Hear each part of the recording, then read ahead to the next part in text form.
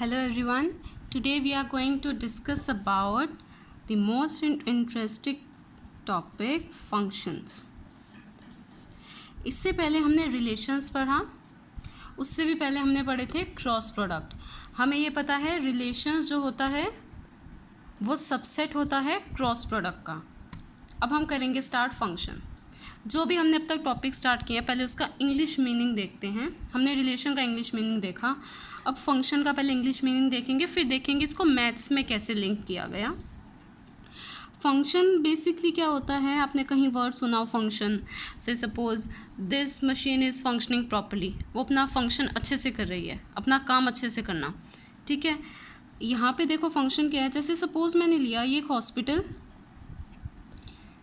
Hospital का function क्या है, उसका काम क्या है, उसके पास पेशेंट्स आएंगे, ठीक है, और वो उनको ठीक करेंगे, ये उसका फंक्शन है. पुलिस का फंक्शन क्या है उस डिपार्टमेंट का, कि अगर कोई थीफ उन्हें मिलता है तो वो उन्हें जेल में डालेंगे, ठीक है, उन्हें प्रिजन में डालेंगे. ये होंगे उनका फंक्शन.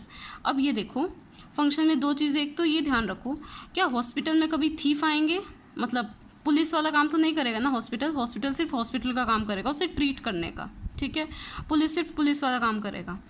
हमारे फंक्शन में क्या है, मान लीजिए मेरा फंक्शन है 3x, मीन्स कोई भी नंबर मैं इनपुट करूं उसका क्या हो जाएगा 3 टाइम्स. मैंने 1 इनपुट किया, उसका क्या आंसर आ गया 3. मैंने 2 इनपुट किया, उसका आंसर क्या आ गया 6.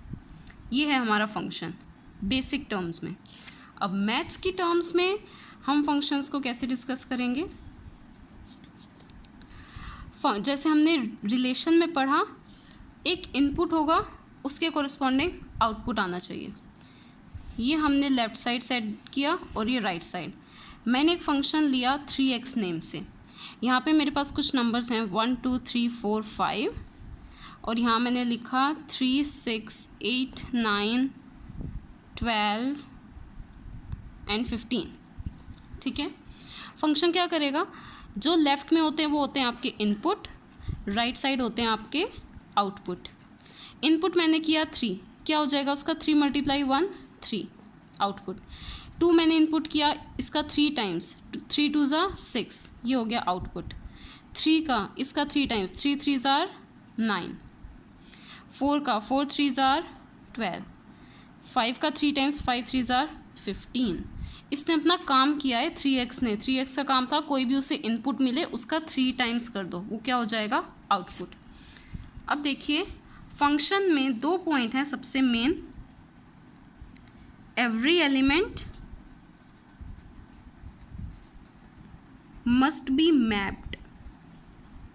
हर एलिमेंट मैप होगा, लेफ्ट साइड पे कोई एलिमेंट खाली नहीं रहना चाहिए, हर एलिमेंट मैप होगा. ये पुलिस हर चोर को पकड़ने की कोशिश करेगी ना, हॉस्पिटल हर पेशेंट को क्योर करने की कोशिश करेगा, उसे ट्रीट करने की कोशिश करेगा. सेम फंक्शन हर एलिमेंट को मैप करेगा. Second thing, image must be unique. और अभी के लिए हम बोलते हैं आउटपुट मस्ट बी यूनिक. जो भी आउटपुट आएगा वो यूनिक होना चाहिए. हमने इसका 3 टाइम्स किया, इसका 3 टाइम्स, 2 का 3 टाइम्स 6 ही होगा, 2 का 3 टाइम्स 9 और 6, 2 नंबर तो नहीं हो सकते, यूनिक होगा हमेशा.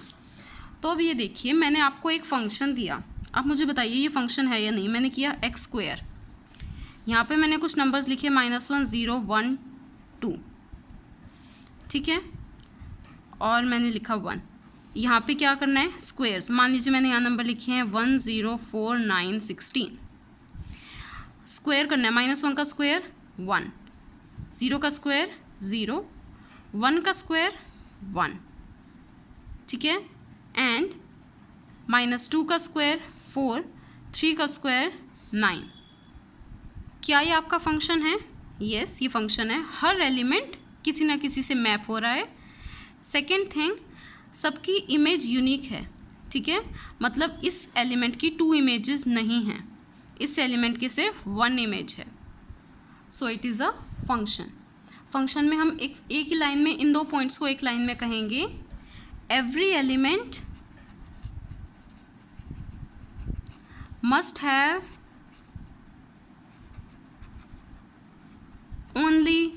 वन आउटपुट या ओनली वन इमेज। हर एलिमेंट सिर्फ एक से ही ज्वाइन होना चाहिए, कोई एक एलिमेंट टू एलिमेंट से ज्वाइन नहीं होना चाहिए। इसके कुछ एग्जांपल्स देखते हैं। लेट अस सपोज मैंने फंक्शन लिया है रूट एक्स। जो भी नंबर होंगे लेफ्ट साइड होते हैं आपके इनपुट्स, राइट साइड होते हैं आउटपुट्स।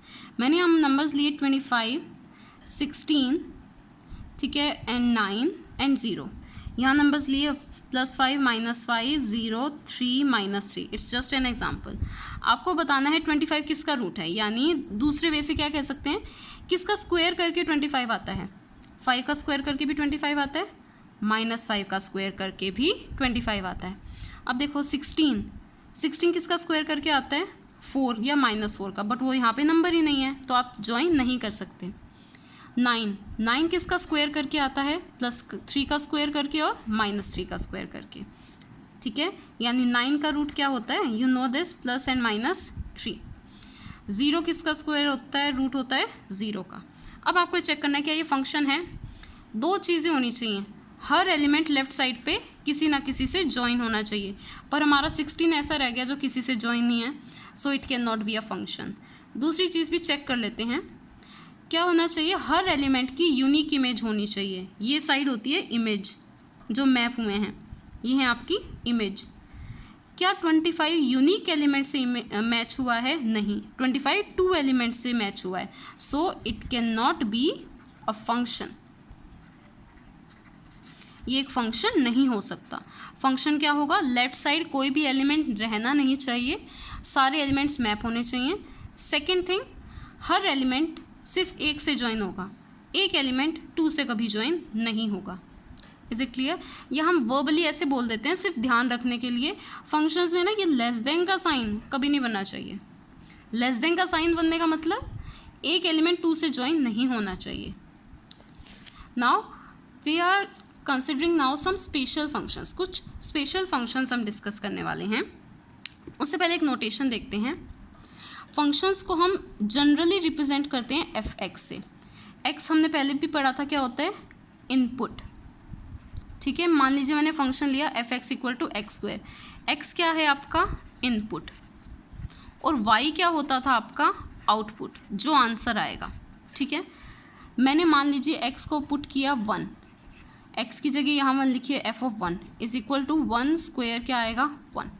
मैंने एक बार x को पुट किया -2, x को पुट किया -2 का स्क्वायर क्या होगा बेटा 4, ठीक है।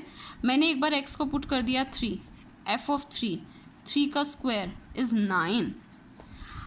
आपने x को क्या किया है, इनपुट किया है, दीज आर योर इनपुट्स, और ये जो 4 आंसर आया ये क्या है आपका आउटपुट। ये जो 9 आंसर आया है ये क्या है आपका आउटपुट, और आउटपुट क्या होता है y, यानी ये f(x) किसके इक्वल होता है, y के इक्वल। Is it clear. जो आपका आउटपुट आता है वो y होता है। y हमारा आउटपुट क्या आया है, f(3), f(-2), f(1), ये है क्या f(x). f(x) को हम क्या लिखते हैं, y भी लिख सकते हैं। x होता है हमारा input and y is output. Now let's discuss some special functions, और रादर सम इंटरेस्टिंग फंक्शंस। वैसे काफ़ी सारे इंटरेस्टिंग फंक्शंस हैं, हम मेन और सबसे ज़्यादा यूजफुल फंक्शंस डिस्कस करने वाले हैं। First function is identity function. Identity आपने पहले भी सुना होगा, आइडेंटिटी इन एडिशन में आइडेंटिटी क्या होती है 0। अगर हम वो भी आपने नहीं सुना है, सिंपल सी बात ध्यान रखिए, आइडेंटिटी मीन्स पहचान, जिसकी पहचान ना बदले, ठीक है, उसकी पहचान सेम रहे। मीन्स मैंने अगर इनपुट दिया 1 तो आउटपुट भी आना चाहिए 1, सेम रहेगा। मैंने अगर इनपुट दिया 2, आउटपुट भी क्या आना चाहिए 2। इनपुट आउटपुट समझ रहे हो आप, अगर आपने मेरी प्रीवियस वीडियोस देखी हैं आप जानते हैं इनपुट को हम x कोऑर्डिनेट लेते हैं, आउटपुट को y। तो ऐसे फंक्शंस को हम लिखते हैं f(x) = x, आइडेंटिटी फंक्शन। आप x को 1 पुट कीजिए, f(1) क्या आएगा 1, x को 2 पुट कीजिए, f(2) क्या आएगा x की जगह 2, x को 3 पुट कीजिए, f(3) इज इक्वल टू 3। उसकी पहचान चेंज नहीं हुई, 1 1 रहा, 2 2 रहा, 3 3 रहा। This is called identity function. इसे हम प्लॉट कैसे करते हैं? ग्राफ पर, या कह लीजिए कार्टेशियन प्लेन में। लेट अस सपोज हमने कार्टेशियन प्लेन बनाया, x coordinate and y coordinate. इसकी टेबल अगर आपने 10th में पढ़ा है, सिंपल टेबल आपने ना 10th में पढ़ा है, y is equal to x. x1 डालोगे y क्या आएगा 1, x को 2 लिखोगे y क्या आएगा 2, x3 लिखोगे y क्या आएगा 3। ये जो fx है ना, ये y के ही इक्वल है, ये सेम चीज़ है, ठीक है। बल्कि आप यहाँ y एक्सिस लिखते हो ना, आप यहाँ fx भी लिख सकते हो। fx जो होता है वो होता है आपका आउटपुट। अब देखो, हमने x को 1 पुट किया, y क्या आएगा 1, x को 2 पुट किया, y क्या आया 2, x को 3 पुट किया, y क्या आया 3। ऐसे रहेगा।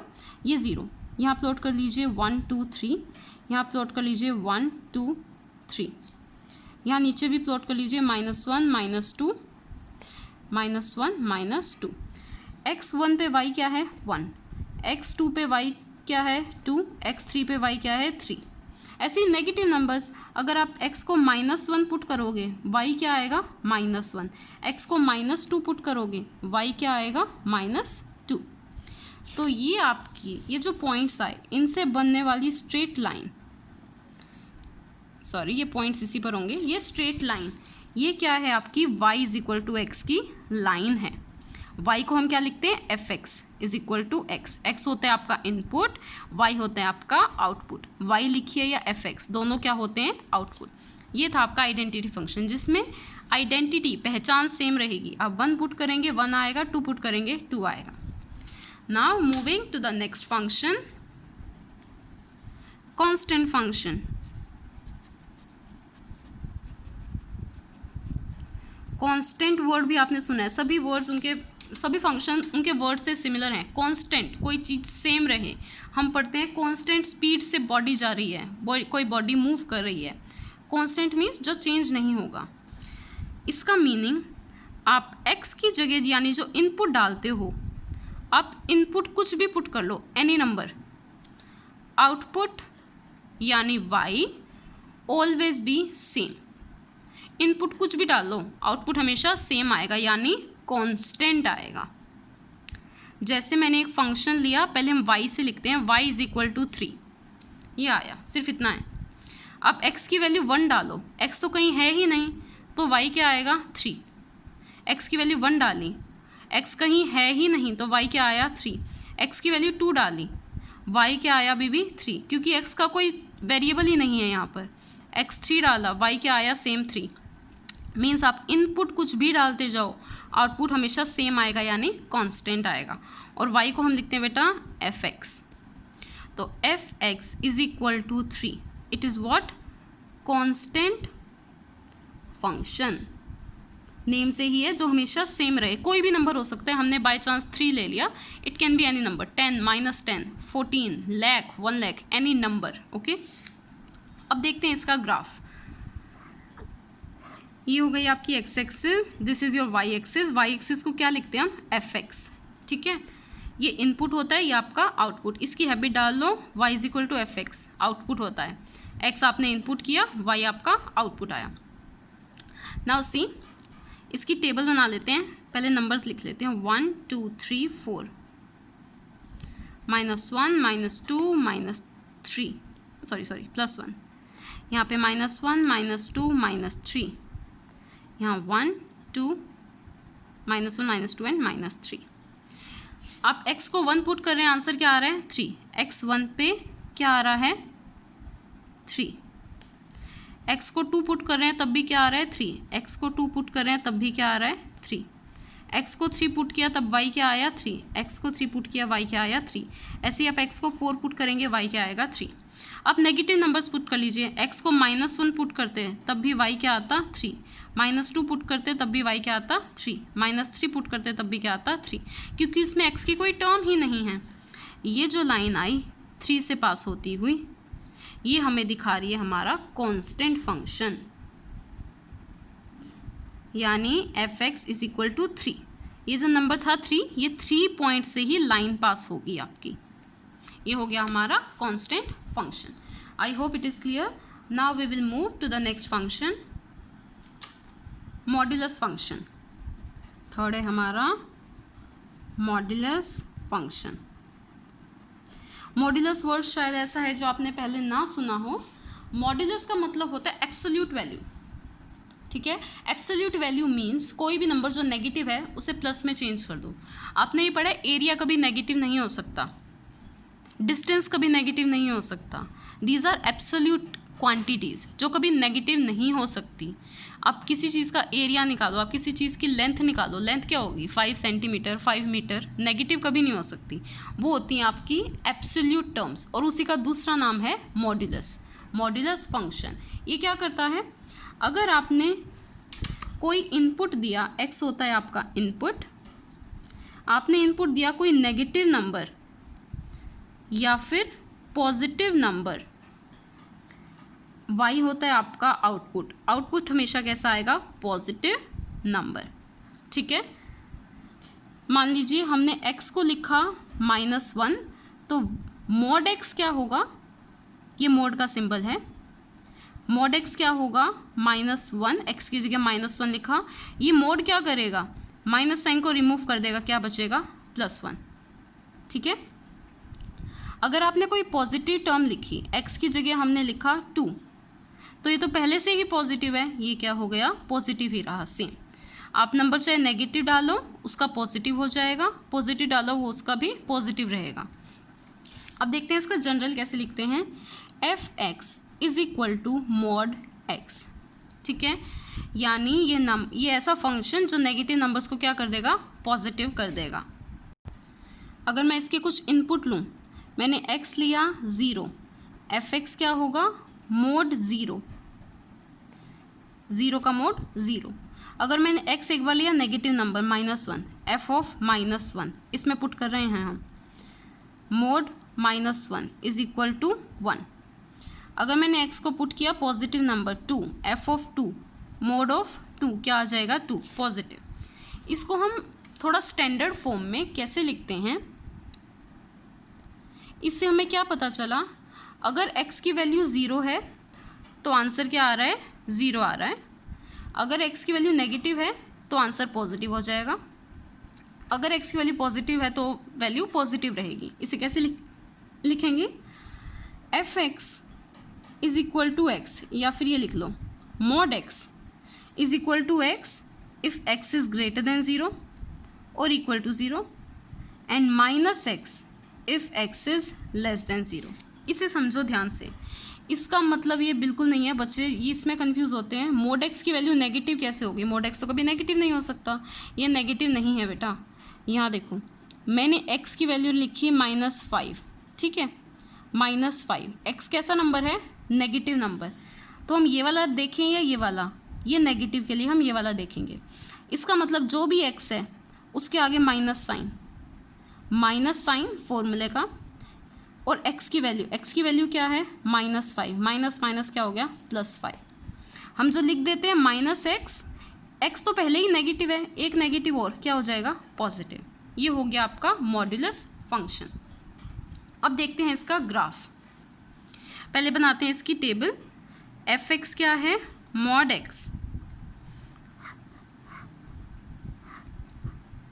x and y. x को 0 पुट करोगे y क्या आएगा, 0. x को -1 पुट करोगे y क्या आएगा, 1, पॉजिटिव हो गया. -2 पुट करोगे क्या आएगा, प्लस का 2. प्लस का 1 पुट करोगे क्या आएगा, प्लस का 1. +2 पुट करोगे आंसर क्या आएगा, +2. अब इसके अकॉर्डिंग हम बनाते हैं graph. x axis, y axis, habit लिखो, y is equal to f(x). ये ओरिजिन 1 2 3 4, 1 2 3 4. यहाँ अब नेगेटिव नंबर्स -1 -2 -3 -4, -1 -2 -3 -4. अब देखो x को 0 पुट किया 0, ये आया. ठीक है, x को -1 पुट किया यहाँ पर, y क्या आया, 1, ये वाला पॉइंट. x को -2 पुट किया y क्या आया, 2. x को -2 पुट किया y क्या आया, 2. अब देखो पॉजिटिव नंबर्स, x को 1 पुट किया y क्या आया, 1. x को 2 पुट किया, y क्या आया 2, x 2 पे y 2, ये वाला पॉइंट। अब इनको ज्वाइन कर दो ऐसे और इधर से ऐसे, ये आता है आपका वी शेप्ड ग्राफ। मोड का फंक्शन होता है हमेशा V shaped graph.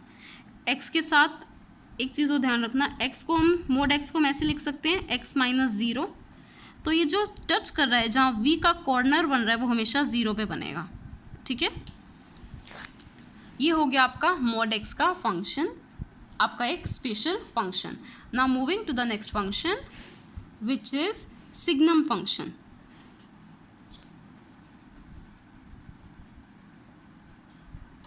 Signum function कैसा है?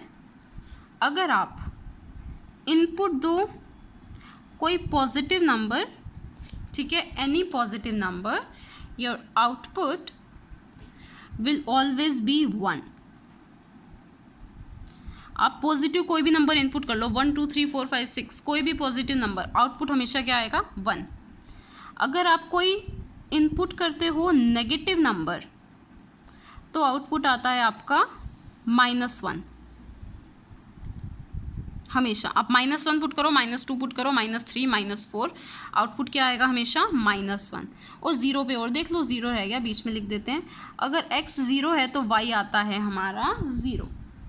इसे कैसे लिखेंगे? ब्रांचेस में, इसे ब्रांचेस बोलते हैं हम। अगर x पॉजिटिव है मीन्स कोई पॉजिटिव नंबर पुट किया तो आंसर क्या आना है, आउटपुट क्या आना है 1। यहाँ पे लिखोगे आउटपुट, ठीक है। अगर x को 0 पुट किया, x इक्वल टू 0 है तो आउटपुट क्या है 0। अगर x कोई नेगेटिव नंबर है, नेगेटिव यानी लेस देन 0, तो आउटपुट क्या है -1। ये बन गया हमारा सिग्नम फंक्शन। अब देखिए इसका ग्राफ,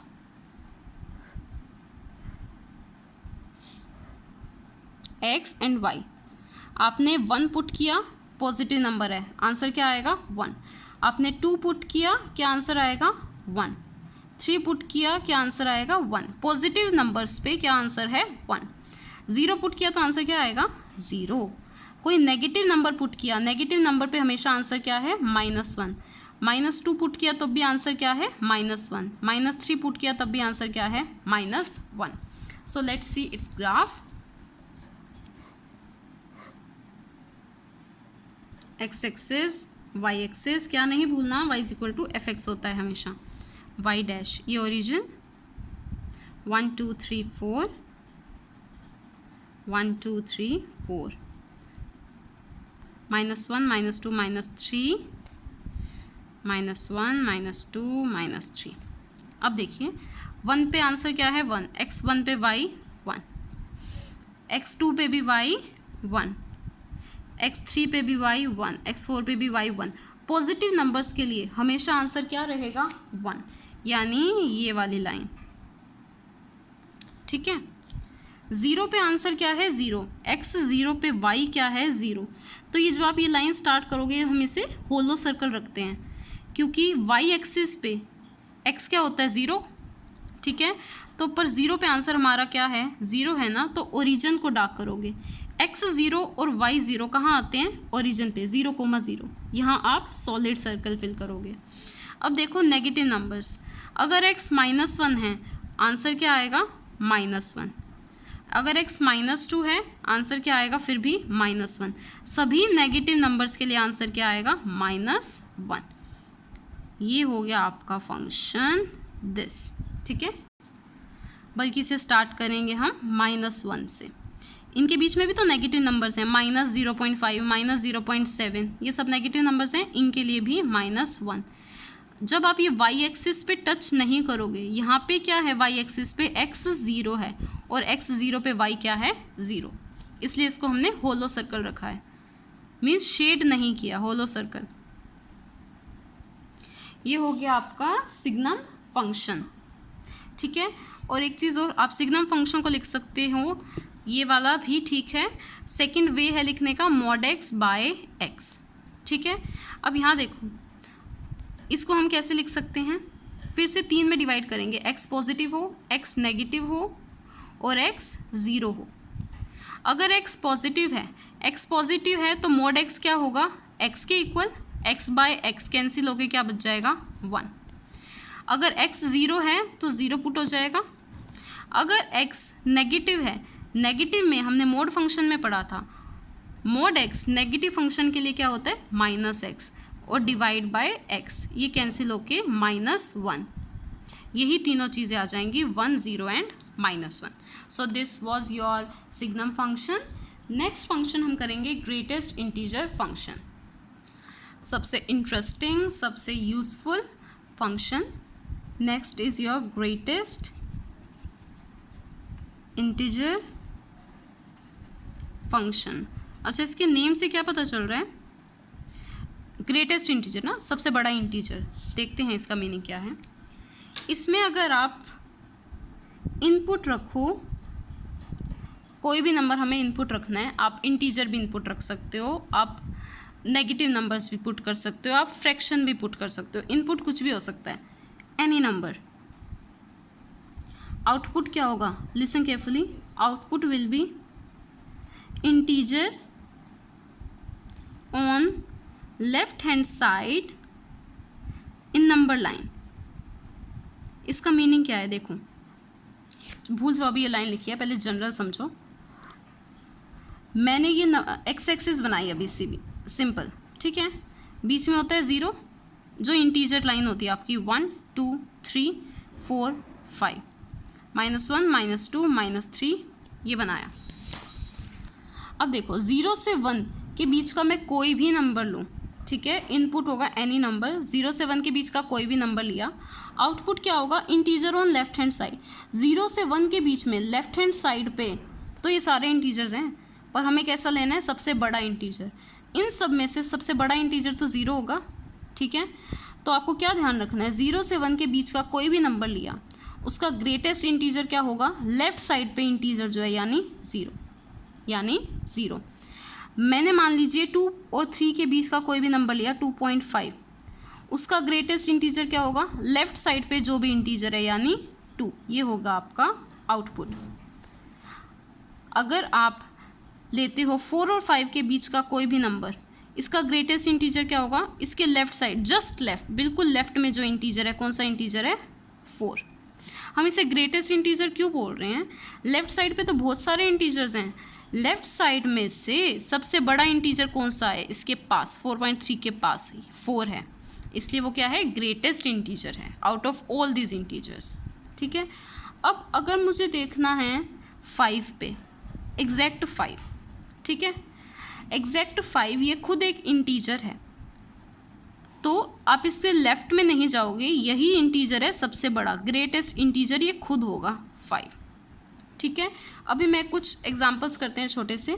अगर मैंने x होता है आपका इनपुट, मैंने नंबर रखा 1.3, अब मुझे बताओ आउटपुट क्या होगा? 1.3, इससे छोटा इंटीजर 1। अगर मैंने x इनपुट रखा 2.9 से लेफ्ट साइड कौन सा इंटीजर है? y आउटपुट, यानी क्या आएगा? 2। अगर मैंने x को रखा 10 खुद एक इंटीजर है, तो आंसर क्या आएगा? 10, ठीक है।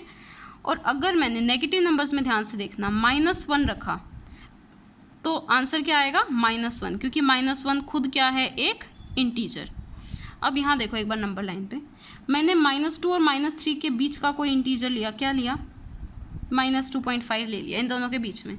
अब इसका आंसर क्या होगा? -2 लिखोगे, -3 लिखोगे? हमने क्या लिखा था? Integer on left hand side, उसके लेफ्ट साइड पे जो इंटीजर हो, -2.5 के लेफ्ट साइड पे कौन सा इंटीजर है? -3, तो आंसर क्या होगा? -3।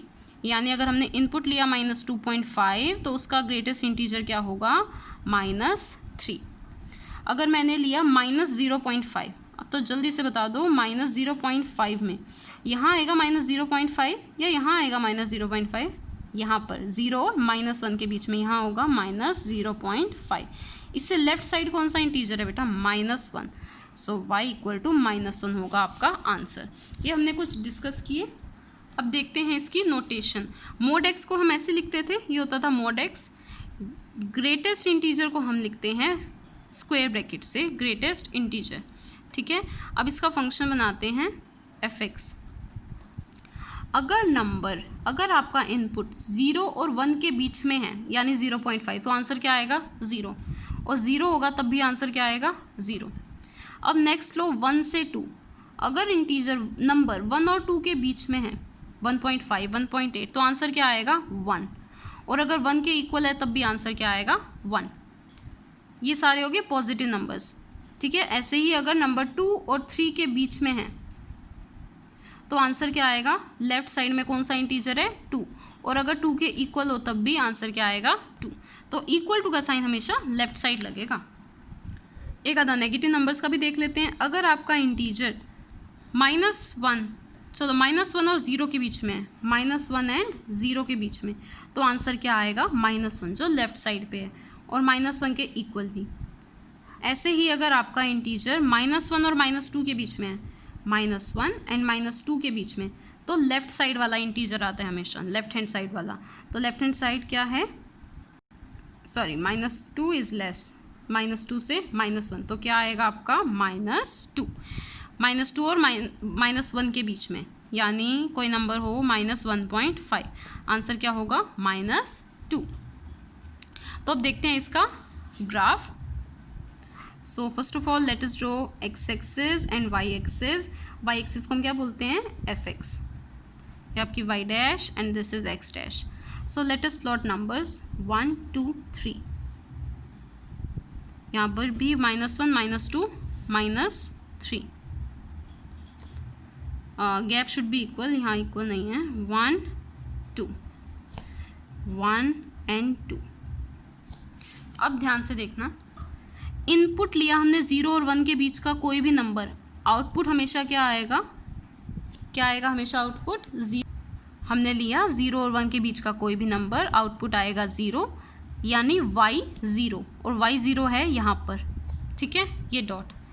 1 और 2 के बीच का कोई भी आंसर, कोई भी इनपुट लिया तो आंसर क्या आएगा हमेशा 1, ये हो गया 1, ठीक है। 2 और 3 के बीच का कोई भी नंबर लिया तो उसका ग्रेटेस्ट इंटीजर क्या आएगा 2, 2 और 3 के बीच में क्या आएगा 2, यानी 2, ठीक है। अब नेगेटिव नंबर्स पे आ जाइए। मैंने इनपुट लिया -1 से 0 के बीच में, ये है -1 से 0 के बीच, आउटपुट क्या आया है -1, आउटपुट है आपका -1, यानी यहाँ पर भी -1, यहाँ पूरे में -1। अगर मैंने इनपुट लिया -1 और -2 के बीच में, -1 और -2 के बीच में, आउटपुट क्या आ रहा है -2, ये रहा -2, -1 से -2 के बीच में -2। अब हम देखते हैं इंटीजर पॉइंट्स पे। जब आपने x को 1 पुट किया, आपने x को 1 पुट किया, y क्या आया 1, तो यहाँ सर्कल फिल कर सकते हो। x को 2 पुट किया तो आंसर क्या आना चाहिए 2 आना चाहिए, तो यहाँ तो खाली फिल कर दो और 2 पे सॉलिड कलरफुल डॉट, ठीक है। अब ऐसे ही अगर आगे करते तो 3 ऐसे आता, x = 3 पे आंसर क्या आएगा 3, तो यहाँ तो खाली छोड़ दो और यहाँ पे होलो सर्कल 3 पे। अब नेगेटिव नंबर्स का देखते हैं। आपने x को पुट किया -1, इंटीजर पे क्या आता है -1, ये हो गया -1। अब हमने लिया -2, x -2 है तो आंसर क्या आएगा -2 पे आएगा आंसर -2। बट जो ये वाली साइड रह गई ये तो क्या हो जाएगी होलो।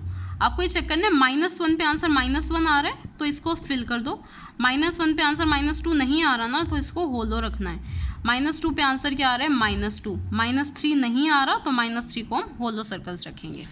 सो this was about your some special functions. I hope you like my video. If you have any doubt, any suggestion, please write in the comment section. Don't forget to like and subscribe my channel. Thank you so much.